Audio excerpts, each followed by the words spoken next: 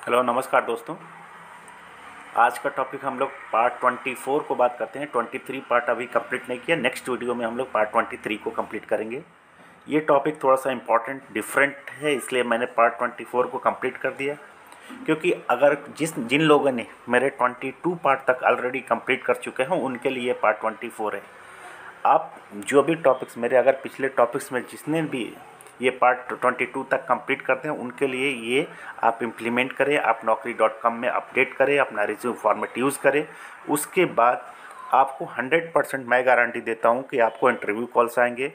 और आप जैसे जैसे मैं फॉलो करने के लिए बोल रहा हूँ कि आप उसी तरह से ही इसको अपने रिज्यूम को फॉर्मेट को रखें और naukri.com को चेंज करें। आपको 100% कॉल्स आएंगे और आप 100% आप उसमें जॉब मिल सकती है आपको।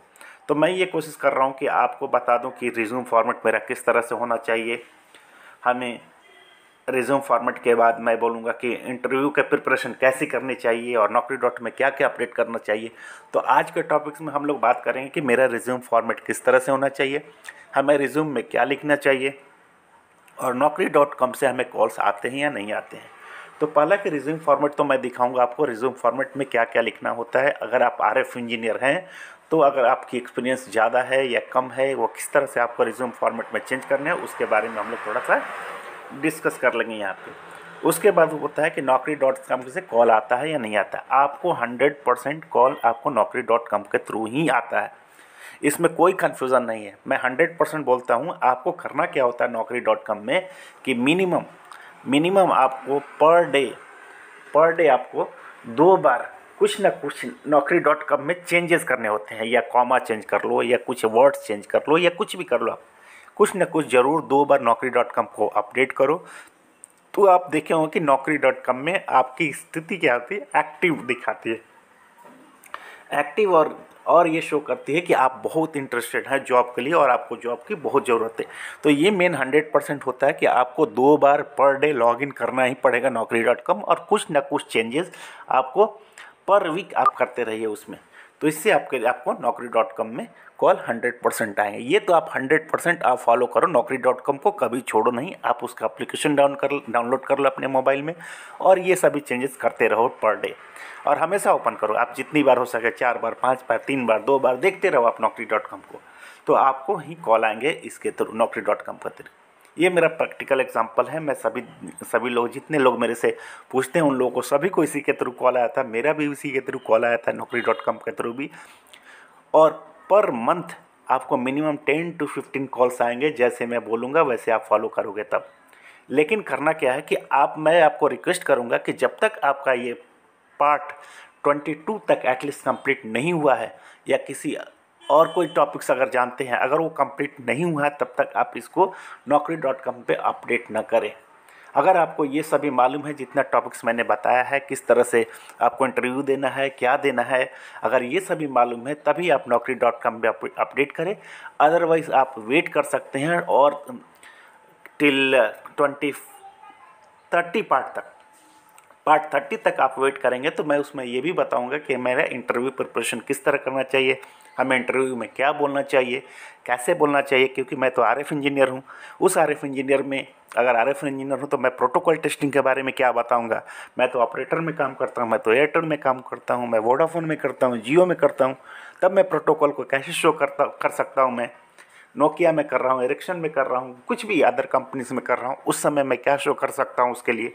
तो इसके बारे में क्या मैं बोलूँ इंटरव्यू में। उस समय मेरा एक्सपीरियंस 9 साल है, 10 साल है। उस समय हम प्रोटोकॉल टेस्टिंग के बारे में किस तरह से बोल सकते हैं, क्या कर सकते हैं, उसके बारे में सब हम लोग बाद में डिस्कशन करेंगे। लेकिन इसके पहले आप ये सभी टॉपिक्स ज़रूर कंप्लीट करें।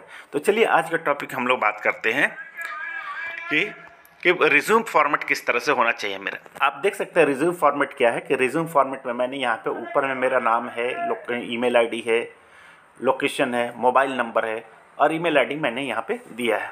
यहाँ पे देखेंगे तो मैंने यही यहाँ पे शो किया है यहाँ पर। उसके बाद क्या दिया मैंने यहाँ पे ओवरव्यू। मेरा ओवरव्यू क्या है तो उसमें मैंने लिखा कि मेरा अगर किसी को एक्सपीरियंस ज़्यादा है तो वहाँ पे ठीक है, वहाँ पे ज़्यादा एक्सपीरियंस वाले को अगर मान लिया 9 ईयर्स है, 10 ईयर्स है और अभी जो करंट कंपनी है उसमें यहाँ पर 3 ईयर्स 4 ईयर्स या 2 ईयर्स जो भी एक्सपीरियंस हुआ है तो वहाँ पे क्या लिखता है मेरा ओवरऑल एक्सपीरियंस जो है 10 साल है और उसमें से मैंने 5 साल टेलीकॉम प्रोटोकॉल टेस्टिंग में काम किया है और ई-नोट भी और आरएफ टेस्टिंग में और डिफरेंट लेयर्स पे लॉग एनालिसिस करता हूँ, ये लॉग कलेक्टिंग करता हूँ। तो ये हो जाता है कि ये वाला जो पार्ट आएगा आपका, ये वाला पार्ट बोलूँ मैं, सॉरी, ये वाली पार्ट की बात करूं तो यहाँ पे हो जाएगा कि मैं प्रोटोकॉल टेस्टिंग करता हूं और ये वाला पार्ट से हो जाएगा कि आपका मेरा ओवरऑल एक्सपीरियंस क्या है।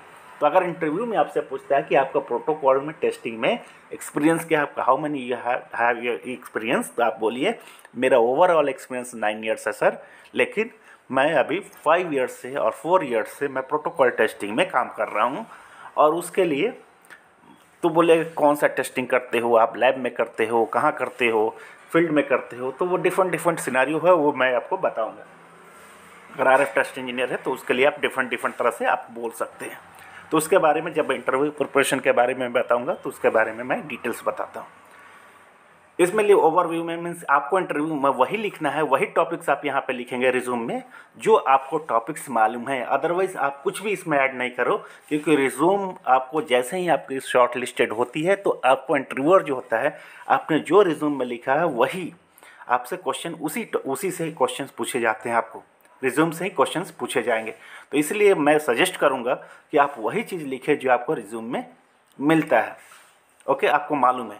तो मैंने यहाँ पे लिखा आपको स्ट्रॉन्ग एक्सपीरियंस है रिकॉर्डिंग डिबगिंग टूल्स में, एक्सकल है, एक्सकैप है, क्यूकैट है और QXDM क्वाडसर्क है, ये टूल्स हमको नॉलेज मालूम है। उसके डिफरेंट लेयर्स के बारे में हमको मालूम है। तीसरा आप देखें कौन कौन सा टॉपिक आपकी स्ट्रॉन्ग टॉपिक कौन कौन सी है, तो उसमें ये स्ट्रॉन्ग टॉपिक्स मान लिया कैरियर एग्रीगेशन है, थ्रूपुट है, टेस्ट माइमर, हैंडओवर है, तो उसके बारे में आप ये टॉपिक्स लिख दो ये। ओके, और 3GPP स्टैंडर्ड क्या है? 3GPP स्टैंडर्ड में होता है कि प्रोटोकॉल्स किस तरह से चेंज हो रहे हैं, कहाँ कहाँ चेंजेज हुए, कौन कौन से 3GPP स्पेसिफिकेशन में कौन सा टॉपिक्स ऐड हुआ, तो ये सभी आपको बेसिक्स, अगर आप मेरे पिछले स्लाइड्स में जाएंगे तो 3GPP स्टैंडर्ड के बारे में हम लोगों ने ऑलरेडी डिस्कस किया। अभी क्या होता है कि 4G के साथ में 5G से भी क्वेश्चंस पूछे जा रहे हैं। 5G का बेसिक क्वेश्चन पूछा जा रहा है कि NSA क्या है, SA क्या है, उसका आर्किटेक्चर क्या है, कौन कौन से ऑप्शन होते हैं 5G के, बीम फॉर्मिंग क्या है, मैसिव माइमो क्या है, तो ये सारे टॉपिक्स जो है थोड़ी सी बेसिक क्वेश्चन पूछे जा रहे हैं आप। तो आप क्या करो कि आपका इंटरव्यूअर यही पूछता है कि आपको 5G के बारे में क्या मालूम है, तो आप बोलना कि okay I have basic knowledge on 5G and I know the whatever you know, just tell him okay I know that 5G protocol testing, और आप जो भी पढ़ के आए हैं 5G ऑप्शंस, 5G आर्किटेक्चर्स, जो भी टाइप्स ऑफ आर्किटेक्चर है, interference, what ever you no, okay ना, आप वहाँ पे एक्सप्लेन कर दो। तो ये होता है कि ओवरव्यू में मैंने दे दिया कि जो मैं टॉपिक्स वहाँ पे समझ रहा हूँ। ओके, दूसरा होता है technical skills. Okay, technical skills में वही चीज़ डालो। टेक्निकल स्किल्स में क्या हो जाता है, टेक्निकल स्किल्स में मैं डाल रहा हूँ कि कौन सा एनालिसिस टूल में आप जो भी टूल्स जान रहे हो, एक्सकैप का है, क्वालकॉम का QXDM क्यूकैट है, माइकम है, और डिफरेंट टूल्स होते हैं, जैसे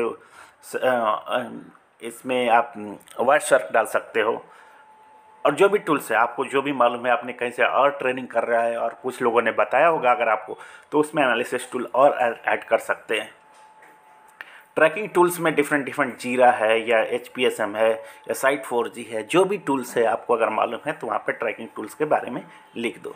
नेटवर्क टेस्ट टूल्स में आप एक्सकल, जो क्योंकि आप ड्राइव टेस्ट में काम करते हैं तो आपको network tools XCAL, TEMS, Nemo सभी चीज़ मालूम है, हम Genex Probe, G Net track lite, network test tool के भी बारे में यहाँ पे लिख दें। रिपोर्ट एनालिसिस के लिए आप लोग क्वाडसर्क भी यूज़ करते हैं, और डेटा एनालिसिस टूल्स के लिए माइकम है, मैपकॉन्फो है, ये सभी टॉपिक्स जो RF technical point of view से आप RF में यूज़ करते हैं उसको लिख दो यहाँ पे। ये होता है आपका रिज्यूम फॉर्मेट। जैसे ही आपका इंटरव्यूअर यहाँ से देखेगा ओवरव्यू में देखेगा, तो आपको ये मालूम होना चाहिए कि ये जो टॉपिक्स जो ये बंदा है, जो लड़का है, वो 4G प्रोटोकॉल टेस्टिंग या 5G प्रोटोकॉल टेस्टिंग या प्रोटोकॉल टेस्टिंग में ई-नोट बी साइड में और EV साइड में काम कर रहा है। तो इसलिए RF का कोई भी रिलेटेड टॉपिक ऐसा नहीं होना चाहिए कि आप RF से रिलेटेड कुछ उनको बताएं, क्योंकि उनको प्रोटोकॉल टेस्ट इंजीनियर की रिक्वायरमेंट होती है। इसलिए उनको ये बताना होता है कि मैं प्रोटोकॉल टेस्ट में कर रहा हूँ, तो जो भी टेक्निकल वर्ड्स आप बोलेंगे उसको इंटरव्यू के समय, वो सभी प्रोटोकॉल से रिलेटेड होने चाहिए। ये आपको ध्यान रखना पड़ेगा। तो ये होता है मेरा टेक्निकल स्किल्स, और उसके बाद एक्सपीरियंस मैं लिख दूँ।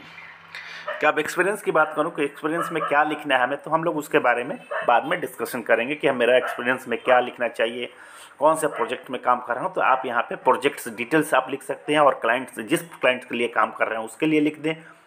अगर आप नोकिया में वर्क कर रहे हैं और लिखें कि मैं नोकिया किसके लिए काम करती है, वोडाफोन के लिए काम करती है, एयरटेल के लिए काम करती है, तो लिख सकते हैं क्लाइंट मेरा नोकिया है, एयरटेल है या वोडाफोन है।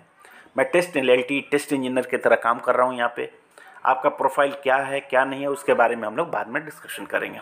तो यहाँ पे जो भी हम लोगों ने देखा कि आप लॉग एनालिसिस करते हैं, माइमो कई करते हैं, जो भी आरएफ से रिलेटेड करते हैं वो सभी हम लोगों ने यहाँ पे लिखा है। लेकिन जब आपसे पूछा जाए कि क्या करते हो उसमें, तो उसके लिए आपको डिफरेंट तरह से बताना होगा। मैं जो नेक्स्ट वीडियो में जैसे ही आपको लॉग एनालिसिस पार्ट आऊँगा या उसके इंटरव्यू की प्रिपरेशन करने के लिए बताऊँगा, तो उस समय आपको ये आपके फ़ायदेमंद होगी। आप वहाँ पे क्या बोल सकते हैं, तो ये सभी टॉपिक्स आप यहाँ पे ज़रूर लिखें, क्योंकि जो भी टेक्निकल वर्ड लिखेंगे आपको वही इंटरव्यू क्वेश्चंस में आपको पूछे जाएंगे।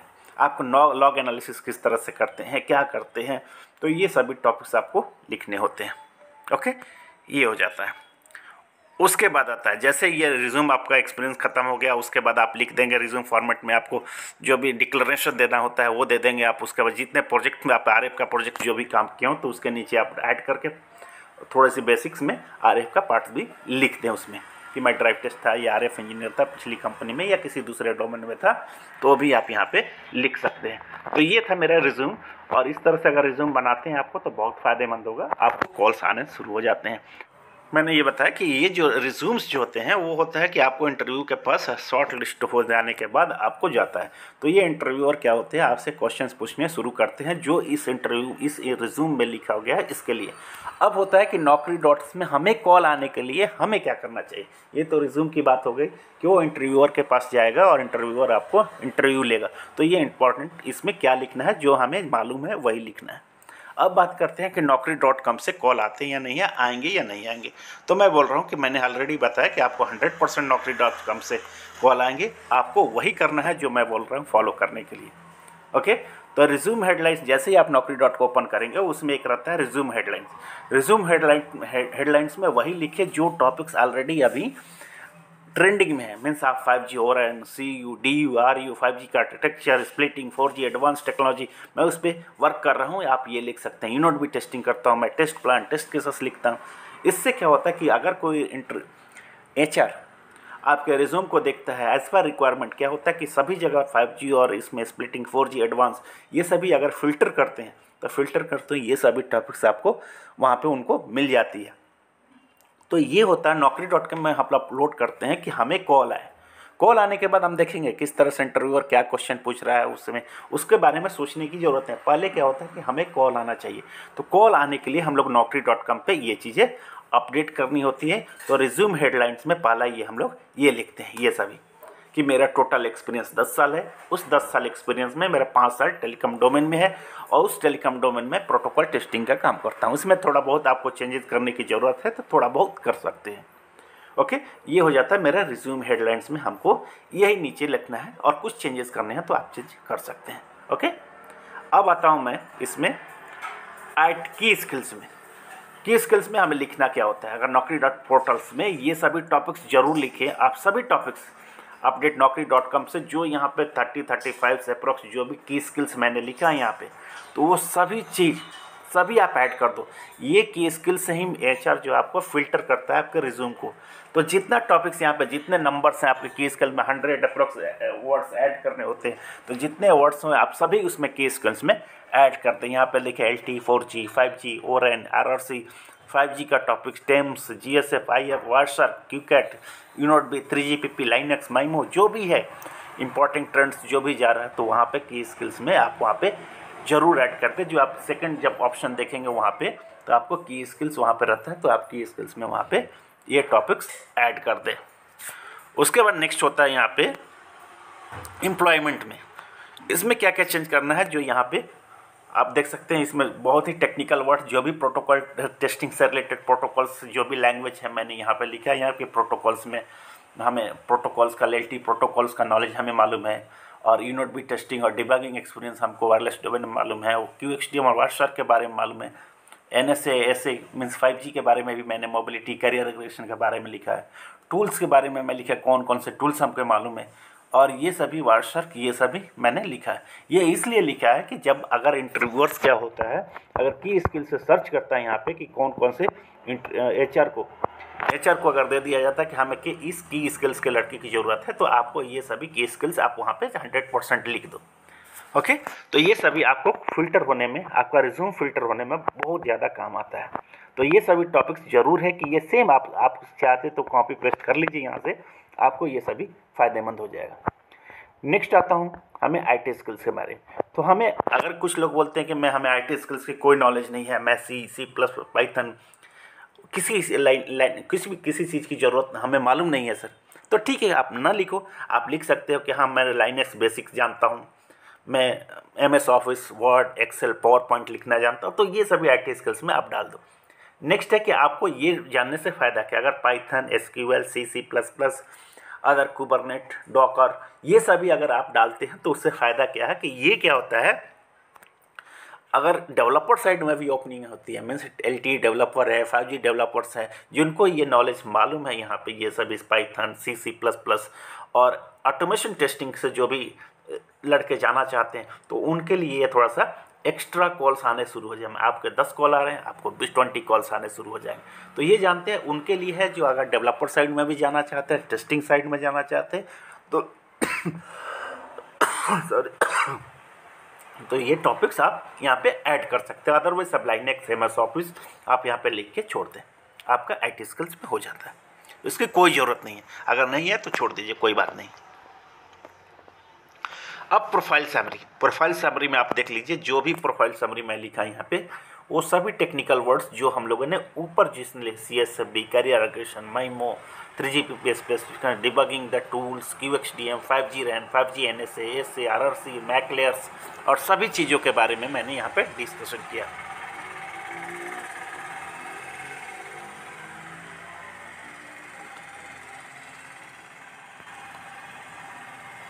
लास्ट आता हूँ मैं यहाँ पे कि naukri.com पोर्टल में क्या क्या चेंजेस करने पड़ते हैं।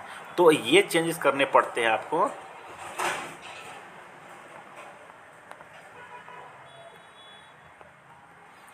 लास्ट आता हूँ मैं यहाँ पे naukri.com में और क्या चेंजेस करने हैं। naukri.com में और नीचे की तरफ जाएंगे तो आपको कैरियर प्रोफाइल दिखाई देगा। तो ये भी बहुत इंपॉर्टेंट है, आपको कैरियर प्रोफाइल में क्या चेंजेस करने हैं आपको।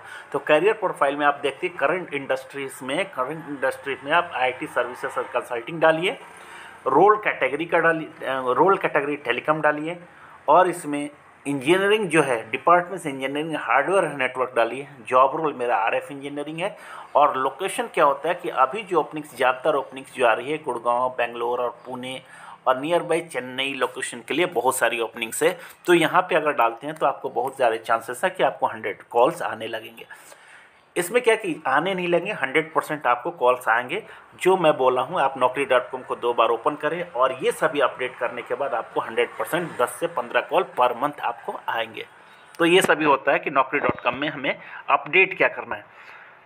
अगर ये सभी ये सभी नौकरी पोर्टल्स को अपडेट किस तरह से करें, तो ये सभी आप एज ए रेफरेंस लेके आप सभी चीज़ इसको चेंज करें अपने naukri.com में। और naukri.com में चेंज करने के बाद रिज्यूम का फॉर्मेट मैंने जो बताया, की स्किल्स बहुत इंपॉर्टेंट है। और यहाँ पे आपको रिज्यूम का हेडलाइंस क्या लिखना चाहिए, रिज्यूम मेरा किस तरह से होना चाहिए, तो एक तरह का एक फॉर्मेट दे दिया जो बेसिक हम लोगों ने इसमें यहाँ पे बनाया है। तो रिज्यूम क्या हो गया, आपको मालूम हो जाएगा कि रिज्यूम हो गया कि हमें इंटरव्यूअर के सामने प्रेजेंट करना है और इंटरव्यूअर हमसे इंटरव्यू लेगा, इसलिए हम लोग रिज्यूम बनाते हैं। naukri.com इसलिए है क्योंकि वहाँ से मेरा नौकरी रिज्यूम फिल्टर हो, इसलिए दोनों तरफ में आप देख सकते हो कि रिज्यूम में और उसमें मेरे नौकरी पोर्टल्स में बहुत सारे डिफरेंस वहाँ पे दिखाई देंगे। तो इसलिए आपको naukri.com में जो बोल रहा हूँ वो आप 100% कीजिए। और रिज्यूम में जो है आप जो नॉलेज, आपको जो जो टॉपिक्स मालूम है वो आप उसको लिखें वहाँ पे।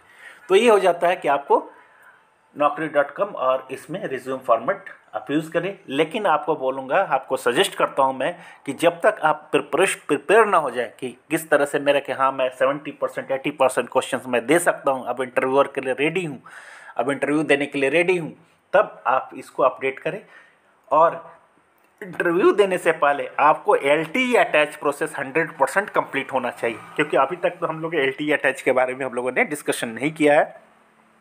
नेक्स्ट टॉपिक्स में हम लोग बात करेंगे तो हम लोग उसमें LTE अटैच टॉपिक्स बहुत ही इंपॉर्टेंट टॉपिक्स है, उसके बारे में भी हम लोग डिस्कस करेंगे उसमें, क्योंकि आप ऑथर रैच प्रोसेस है उसी में आपको मीप सीप जो भी टॉपिक्स आएगा, PDCH discussion, DCI formats, authentications और बहुत सारे टॉपिक्स हैं जो वहाँ पे आते हैं अटैच प्रोसेस में, जो वहाँ से क्वेश्चंस बहुत बनते हैं इंटरव्यूअर को, वो वहाँ से बनाते हैं क्वेश्चंस। तो इसलिए क्या होता है कि आप वहाँ पे उसको ज़रूर कंप्लीट करें। अटैच प्रोसेस कंप्लीट करने के बाद मिनिमम आपको ये जो टॉपिक्स मैंने पढ़ा है वो कंप्लीट होना चाहिए। उसके साथ में आपको अटैच प्रोसेस कंप्लीट होने के बाद ही आपको रिक्वेस्ट करूँगा कि ये आप naukri.com में अपडेट करें और पर डे naukri.com को एप्लीकेशन को डाउनलोड कर लीजिए अपने मोबाइल में और 2 बार उसमें कुछ ना कुछ चेंजेस करते रहिए, आप देखते रहिए, तो आपको naukri.com आपको हाई प्रायोरिटीज़ में रखता है, आपके कॉल्स आने शुरू हो जाता है। तो ये सभी टॉपिक्स आपको अभी समझ में आ जाएगा कि मेरा रिज्यूम फॉर्मेट किस तरह से बनाएं और naukri.com क्या अपडेट करें। मैं आपको 100% गारंटी देता हूँ, मैं 100% गारंटी देता हूँ कि आपको कॉल्स आएंगे और कुछ भी अगर कन्फ्यूज़न है तो आप हमें ज्वाइन कर सकते हैं। मैंने ऑलरेडी कुछ डिफरेंट क्राइटेरिया बना के रखा है कि मेरे सुपर सब्सक्राइबर्स कौन से हैं। अगर 1 मंथ में आप कुछ सब्सक्राइबर्स मेरे जुड़ते हैं जो डिफरेंट सब्सक्राइबर हैं, मैं उनको रिप्लाई भी करता हूं, कॉल भी करता हूं, तो आप भी उससे ज्वाइन होकर आप उससे फ़ायदा ले सकते हैं। आज के लिए तो इतना ही। अगर कुछ कन्फ्यूज़न है तो हमें मेल कीजिए, मैं आपको हर तरह से सपोर्ट करूंगा। Thank you so much.